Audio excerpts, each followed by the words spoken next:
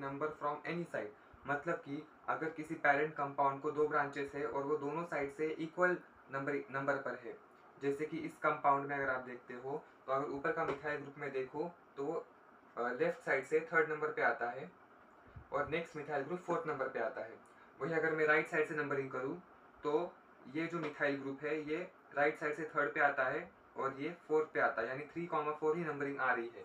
यानी दोनों तरफ से इक्वल नंबरिंग जब आती है तो आप किसी भी साइड से नंबरिंग कर सकते हो। यानी कि अगर आप यहाँ से 1 देते हो और यहाँ तक जाते हो तो भी सही है, और अगर आप राइट से 1 देते हो और लेफ्ट तक आते हो तो भी सही है। यहाँ पे लोएस्ट लोकंट रूल सेटिस्फाई हो रहा है, लोएस्ट सम रूल सेटिस्फाई हो रहा है।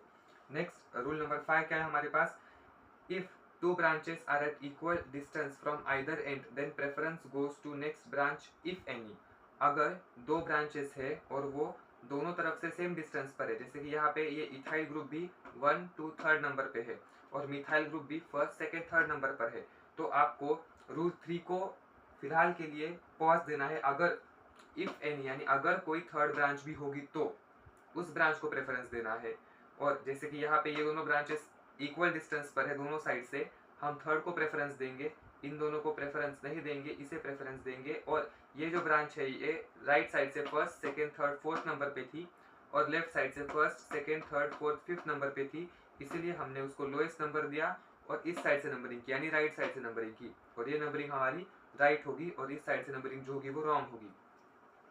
तो यहाँ पे अल्फाबेटिकल ऑर्डर तभी कंसिडर करनी है जब सिर्फ दो ही ये ब्रांचेस हो।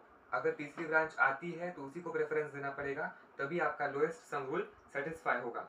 ठीक है, इसे नोट डाउन कर लीजिए और बढ़ते हैं आगे के रूल्स की तरफ। तो चलिए नेक्स्ट रूल को देखते हैं। हमारा नेक्स्ट रूल है रूल नंबर 6। उसमें हमें बताया गया है कि if compound containing more than one longest chain, two और more identical longest chains, then select such a chain as a parent which having more number of branches।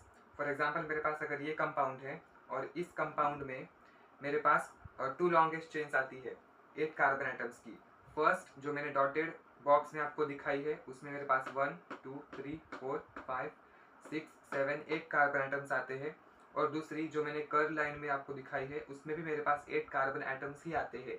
लेकिन इन दोनों लॉन्गेस्ट चेन्स में से उसी को पेरेंट चेन सिलेक्ट किया जाएगा जिसके पास मोर नंबर ऑफ ब्रांचेस है। अगर मैं डॉटेड लाइन वाली चेन नंबर 1 को सिलेक्ट करता हूँ तो उसके पास सिर्फ एक ब्रांच है, जो कि ये कॉम्प्लेक्स सब्स्टिट्यूएंट आपको दिख रहा होगा, सेकेंडरी ब्यूटर इसे बोलते हैं।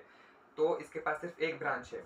लेकिन वही अगर मैं ये कर्ल लाइन वाली चेन नंबर 2 सिलेक्ट करता हूँ तो चेन 2 के पास 2 ब्रांचेस है, एक तो ये मिथाइल ब्रांच